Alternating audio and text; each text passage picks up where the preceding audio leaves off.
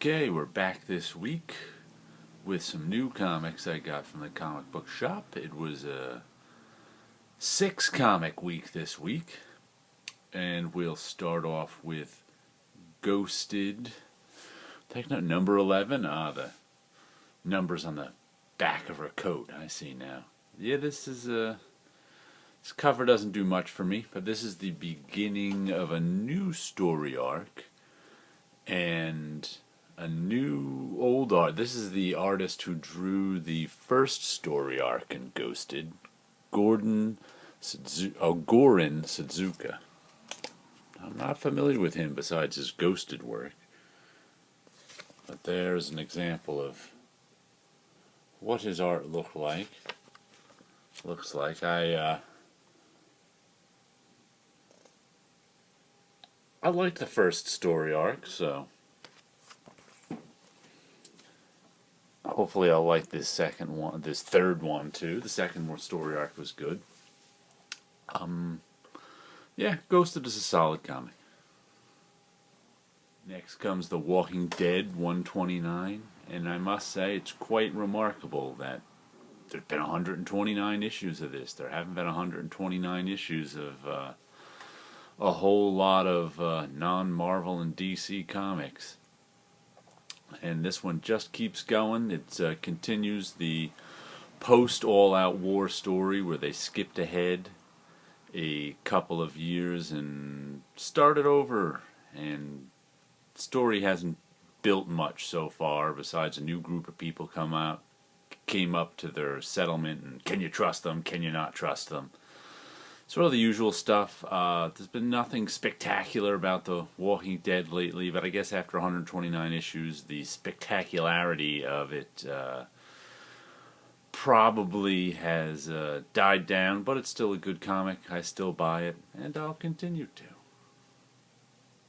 Usagi Yojimbo Color Special number 1. Stan Sakai is back with some more Usagi Yojimbo. I'm glad to see that. He's taken some time off from the book to do the 47 Ronin book that came out last year, which I enjoyed, but I'm a Usagi fan. Look at that. 30 years of Usagi Yojimbo. Hard to believe that. I've been buying it since the beginning. There's what Usagi looks like in color. It's normally a black and white book. I don't know how many of you out there have read Usagi Yojimbo, but it's an excellent comic. Story of a Ronin. Usagi Yojimbo means rabbit bodyguard. He's a Ronin. He's a masterless samurai back in the days of ancient Japan. It's a pretty straightforward sort of adventure tales of him, wandering the Japanese countryside amongst these rest of the funny animal world he lives in. And just living his life, having adventures, getting into sword fights, killing lots of guys who have little skulls that float off them as Stan Sakai draws when the characters die. But excellent. Usagi Yojimbo has been an excellent book for 30 years, and it'll probably continue to be an excellent book for however long it goes on.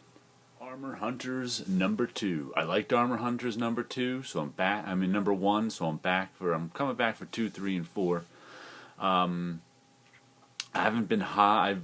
I bought a bunch, about 4 Valiant books for most of their run. I dropped a couple of them recently, but EXO I've liked, and I've enjoyed this Armor Hunters story. The Valiant universe gets cosmic with these guys from outer space coming down to hunt down. They've been hunting down EXO armors all over the universe because there's some sort of threat that destroy planets, and here they are on our planet looking for EXO.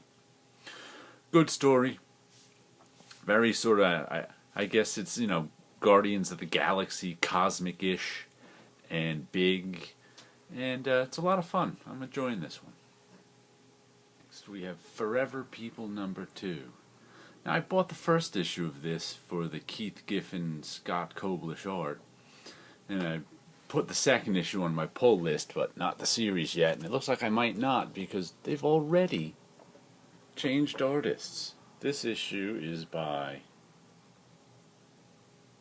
Tom Grummett, Scott Hanna, who actually do a pretty nice job here. I like the dark side drawing. You know, there's nothing wrong with the art. It's pretty well done, but when you change art teams with the second issue of a book, it doesn't really fill me with confidence. I enjoyed their first outing with Olmec back when the New 52 launched, but, you know, without the GIF and artwork, what's the point? So, this is probably the last issue of Infinity Man and the Forever People I get. Finally, we have The Life After #1 by Oni Press. I have zero idea what this is.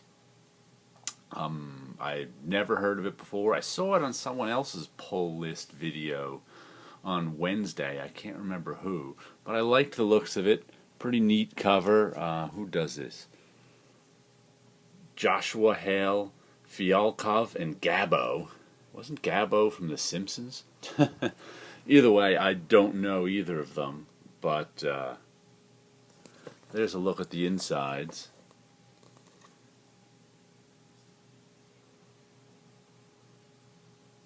So I generally like the artwork. And so I threw it on the pile this week because I like to try #1 issues, and I'll let you know if it's any good.